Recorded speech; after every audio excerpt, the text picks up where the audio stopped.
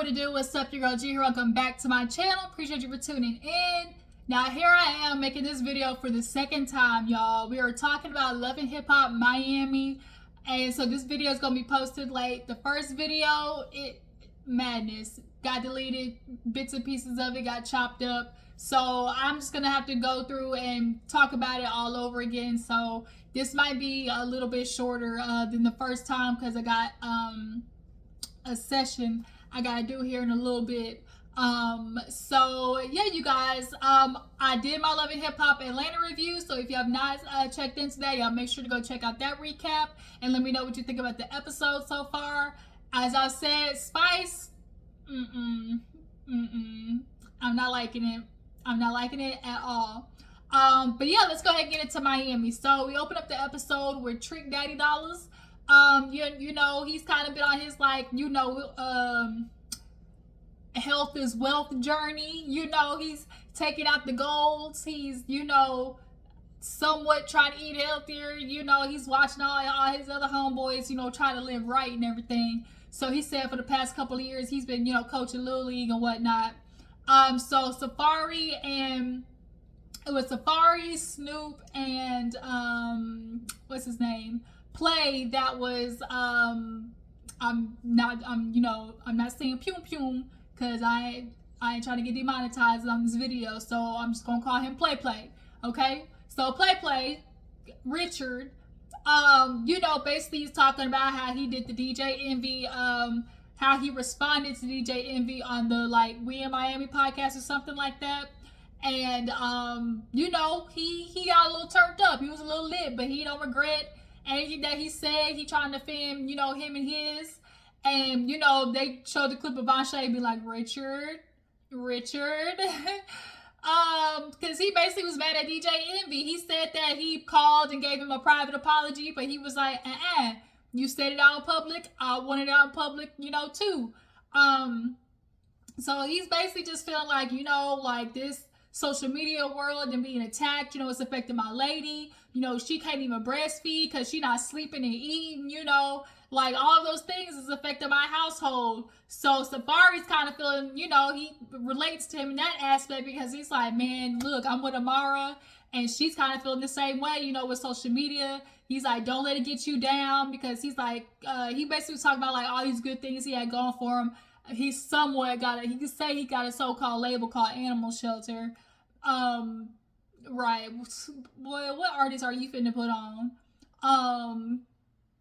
But yeah, Safaree was like, yeah, you know, Amara, you know, after dealing with, you know, just getting with me, and then, you know, the whole Rolex situation for the birthday, you know, dealing with people always commenting, you know, about me as a father, just all of these things, you know, he was like, it's affected Amara so much so that he, you know, thinking that he might want to go talk to a pastor.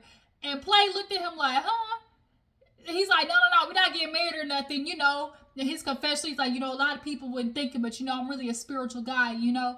With, you know, me going through divorce and everything, you know, God was really the only thing that really got me through it. And it's like, don't give me no fake spirituality, you know, BS. Like, Safaree, are you really into the Lord like that? Because a man who's really into the Lord wouldn't do his baby mama and his wife the way that you, you know, were doing her. You're only into God. Men like Safaree are only into God when they make their mistakes and they want people not to judge them. They the type of dudes that only God can judge me across the chest, you know, and feel like, you know, those who don't have glass houses throw stones first. Like, he's without sin, throw stone first.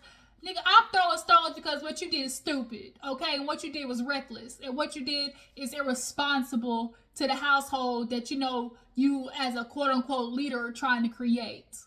You know, men love to bring up the leadership and when it's time to bring up a title, but y'all never want to talk about the responsibilities of the leadership and how y'all aren't really truly attaining those qualities or trying to.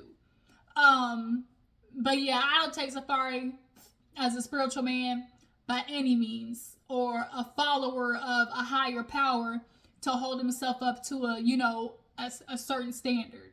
But yeah, he wants to take a model of the nigger to a pastor. So in the next scene, Flo, she got her little girl, the girl Claudia, and she basically fills her in on the party and how Marlon was there, and she kind of lost her mind because Marlon decided to give Joy some flowers, and Marlon knew what he was doing. Flo, the whole point is to not let this nigga feel like he getting under your skin. That's how you really get back at these dudes. You can't show your cards with them, okay? So she, threw the flowers on him and everything, and she's like, I just kind of lost it, And so Claudia's like, that's why I should have been there, because I want to protect you. Like I just always want to, make sure nobody, disrespects you in any way. And so she's talking about how like the next event is her actual single release party with Trina, and she's just hoping and praying that nothing goes wrong. She's just trying to like figure out a way to, move on in her life and everything. And so, of course, Claudia, she's still trying to get introduced as a girlfriend, but Flo just don't know like what to do. She's like, I just want it to be about the song. I don't want it to be about who I'm dating, my love life, because I'm already having to deal with that with Marlon.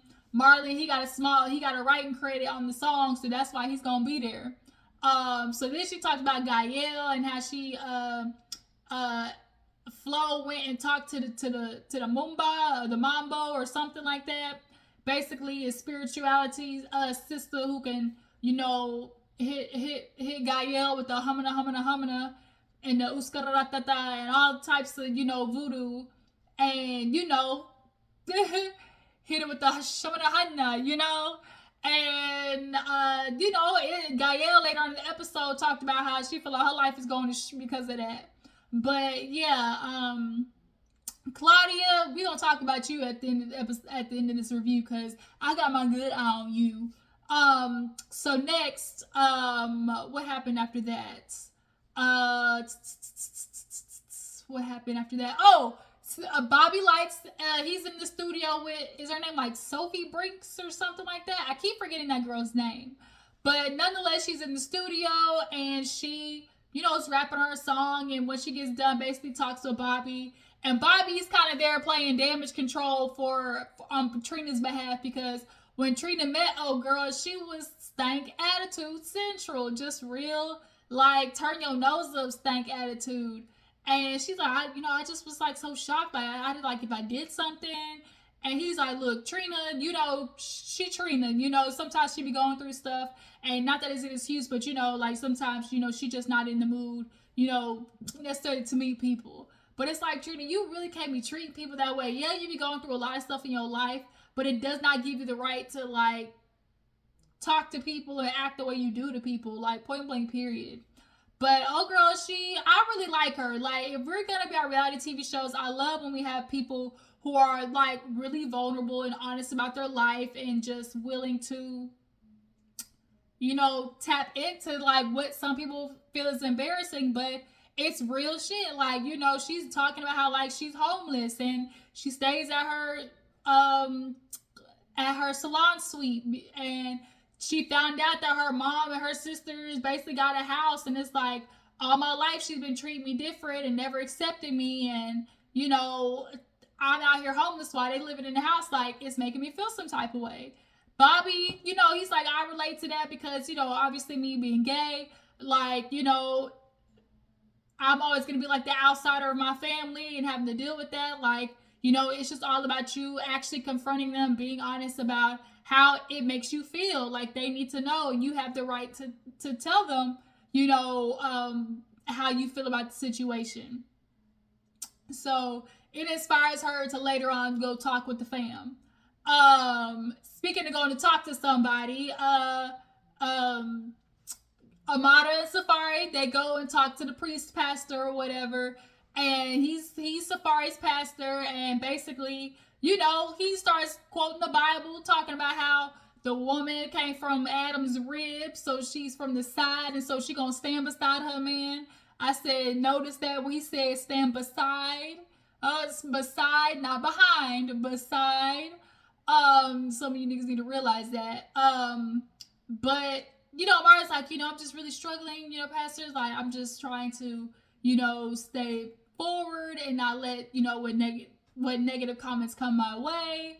Then the pastor started making Safaree nervous when he started getting into, when you start making your way down to matrimony down the aisle.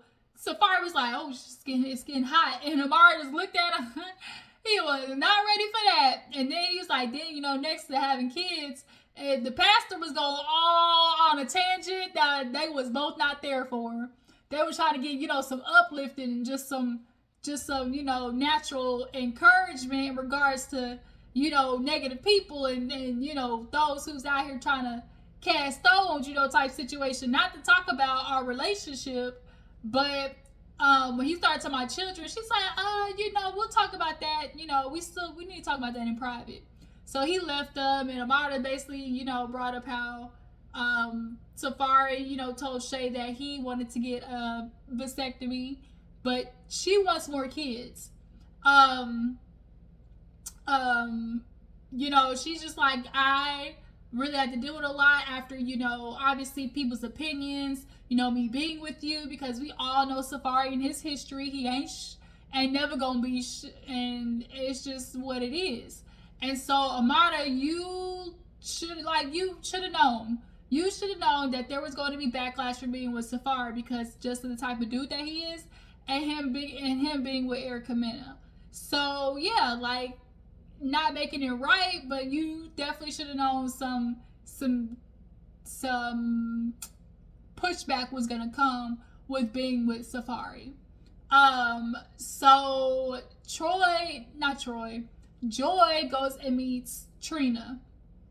And basically Trina's talking to Joy like, bitch, I know you're not sitting here in my face trying to tell me that you think Marlon's cute, because Marlon, she's like, girl, at the party, Marlon came and gave you some flowers. Please tell me that's not what that. Now, Miss Joy, let's not. Joy and pain, like sunshine and rain. Okay, joy,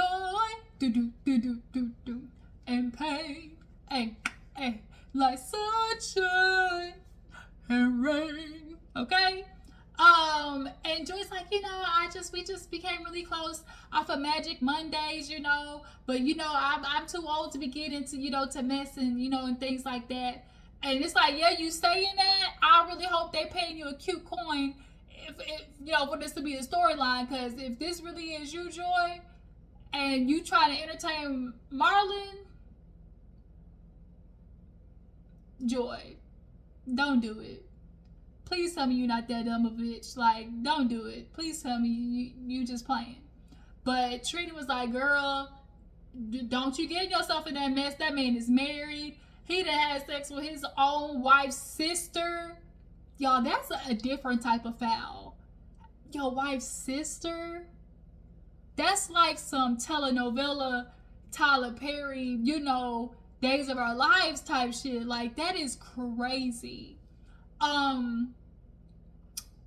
But Joy said, she tried to reassure Trina that she wasn't gonna get all wrapped up in it, and she's not gonna be in the midst of drama when it comes to the single release party that was happening later on that week. So Amada goes to meet with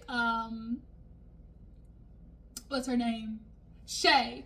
And Shay and her basically are trying to catch up / reconcile as friends once again. And Amara basically came to her and was like, girl, Shay, I ain't been talking to you because at the end of the day, Amara's like, see, this is why I didn't want to talk to you. I just wanted to live in my bubble for a minute. I just wanted to be loved up and, just hang out with Safaree. And, I didn't want to have to worry about Shay and basically her she basically called her disrespectful and nosy and all type of stuff. But it's at the end of the day, Shay's that friend that's going to tell you the real, which is, bitch, you acting dumb.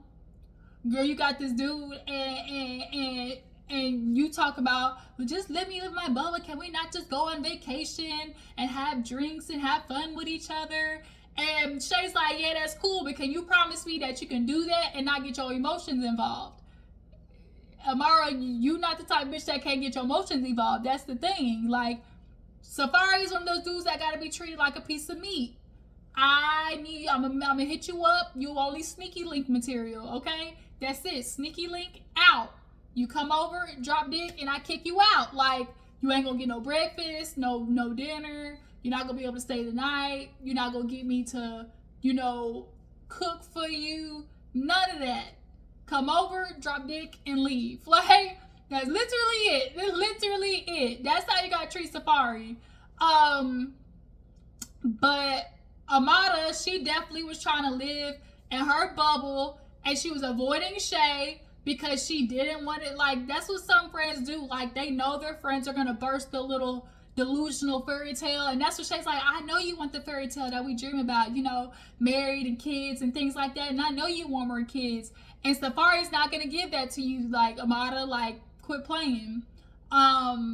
So they ended up bringing up Vonshae, and Shay asked if Amara talked to her, and she's like, well, you don't know. And she's like, girl, like, she's going through a lot. Obviously, about the GoFundMe situation. Amara was like, yeah, girl, like, the GoFundMe, if you're gonna post the GoFundMe, like, you gotta be careful what you post. At the end of the day, like, you can't be on Instagram posting all types of luxury photo shoots, and y'all talking about y'all broke and can't afford your medical bills. And that's kind of what happened. Y'all went from we can't afford medical bills to, like, okay, if that's so, then why are we seeing Play, post big old diamond necklaces and things like that, and then getting birthday gifts to Rick Ross, like, that didn't even mean anything to you. Like, stop dick riding, Play. Like, stop. So I low-key feel like Amara think that they did it. Like, I feel like Amara low-key think they did it. And that's why she kind of, like, distanced herself from Vonshae a little bit. But Shay basically was like, I'm going to check up on her because I know she's going through a lot.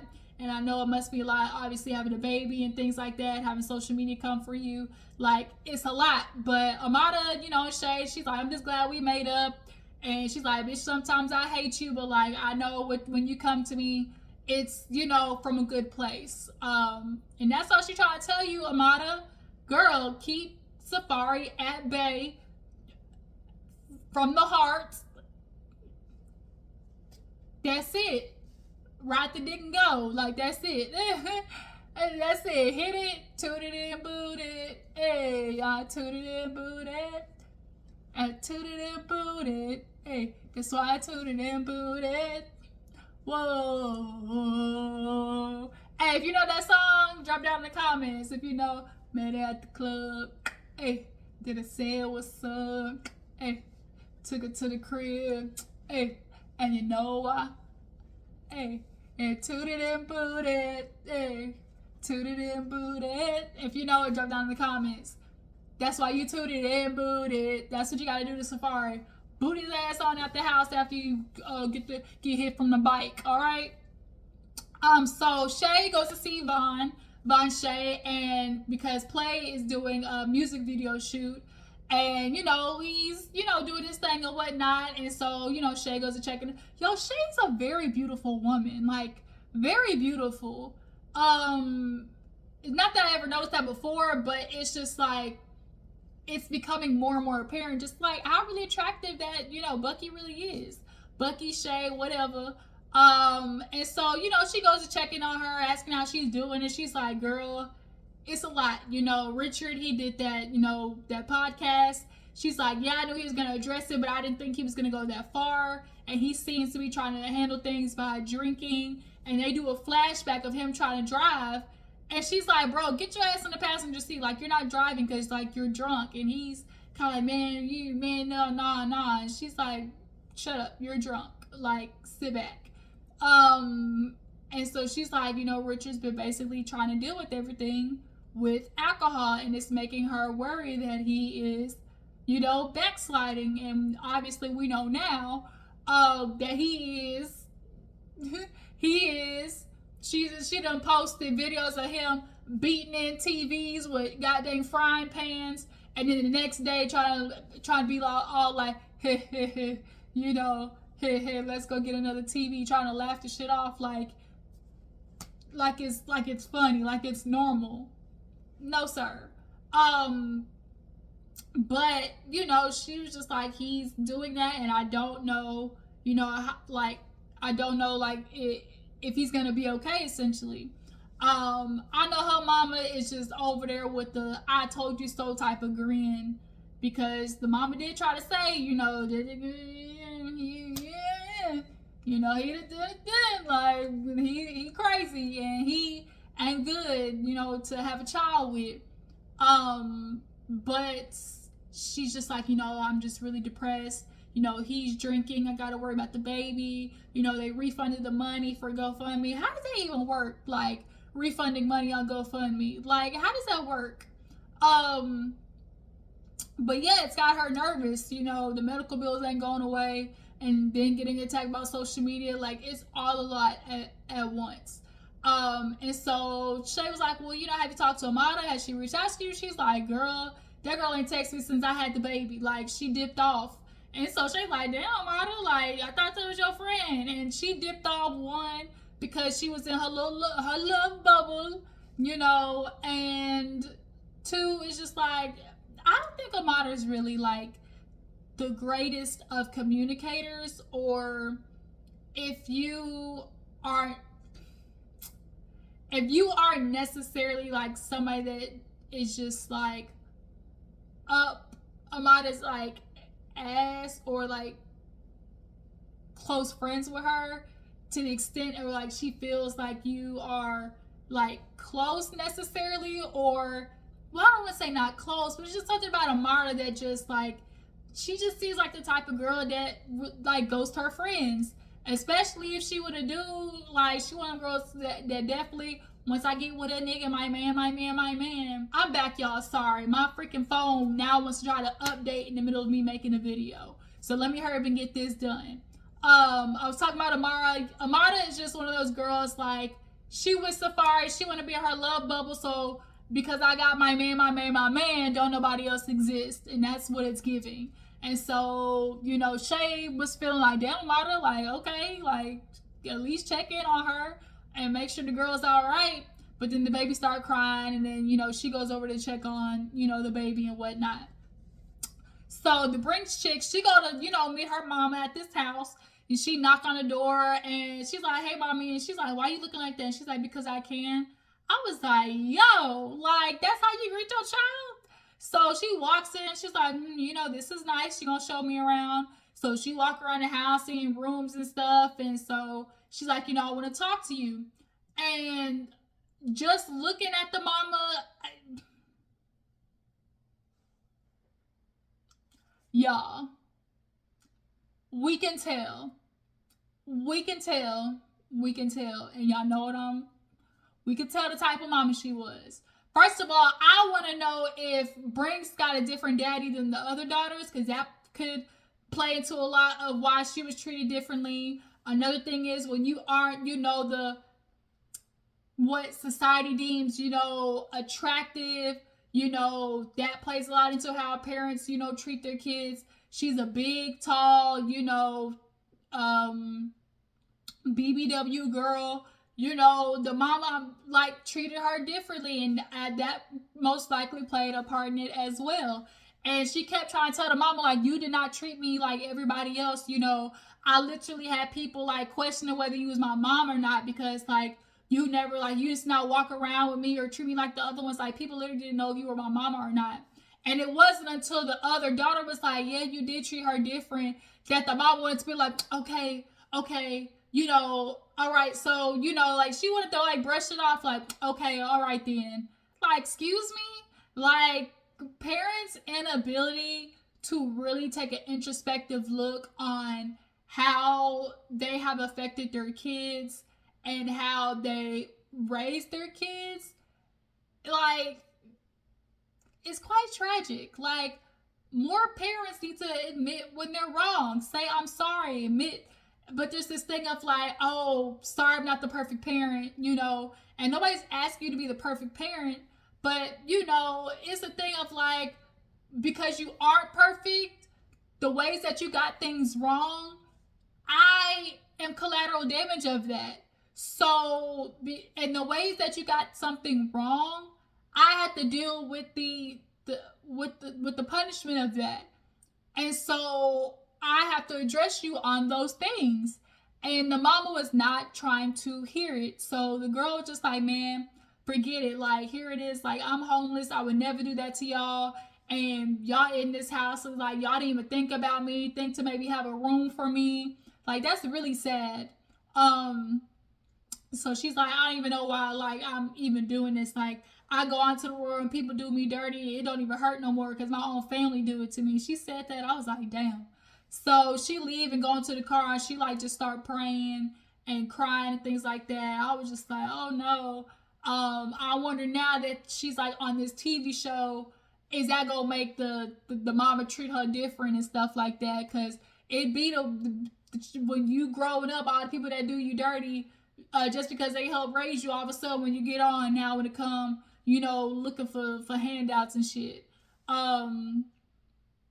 Or trying to act different, and act better, to try to absolve what happened in the past. And so Sophie Brinks or Styler Brinks or whatever your name is, I think you should definitely go get some therapy. So moving on, what happens? What happened after that? I think it's the party. So yeah, day of the party, Flo, she show up with Claudia, everybody's in the section, Bobby show up, and Bobby's there, and Flo's like, oh yeah, here, this is Claudia, my friend, and she's like, girlfriend, and Bobby's like, what? Claudia, the way she was so insistent on being the girlfriend and letting everybody know, I was like, my good eye, like, something's feeling fishy about Claudia, like it really is. And so Bobby's like, oh, we gotta tell everybody, Claudia got a girlfriend. Claudia eating punani. Like, that's all. He was just ready to be messy. And so Flo's like, this is not what I wanted, like, this night to be about. But it's like, damn, here go Claudia spilling the beans and Bobby being messy about it. So everybody's showing up, and what's his name? Trick. Trick was getting annoyed with Bobby. Bobby was annoying Trick's ass to the brim.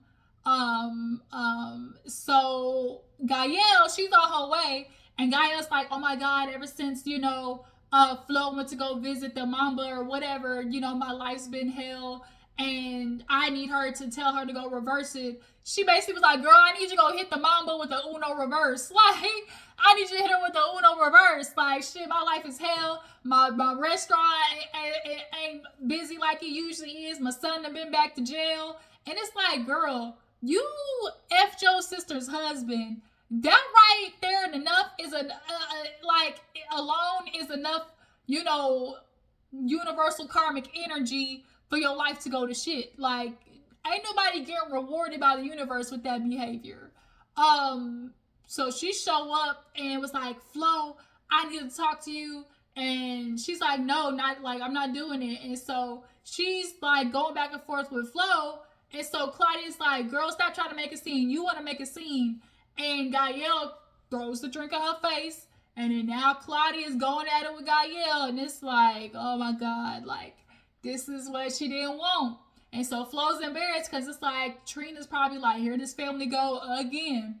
So, when Gaell's leaving, she tried to go to Trina and be like, this is who you're doing business with. You should really look, pay attention to who you're working with. My sister's evil. You see what she doing to me. And I'm like, Gaell, the nerve of you to really be talking about, look at what my sister's doing to me. Girl, if you don't get your ass out this club. So Flo pulls her out. And then now Bobby's talking to Trick and Trina like, oh, Flo got a girlfriend. And Snoop ends up telling Marlon, oh, you see that girl over there? Her and Flo real friendly. They real friendly. And so Marlon was like, oh, really? Huh? Oh, she just trying to make me jealous. I know Flo. So Bobby, he clocked in. He being messy. He being loud. And this is the thing that last season, y'all, at the end of the day, Bobby is a lot. He's a lot. Sometimes he does the most. We know he be on that booger sugar sometimes, that cocaine allegedly. But,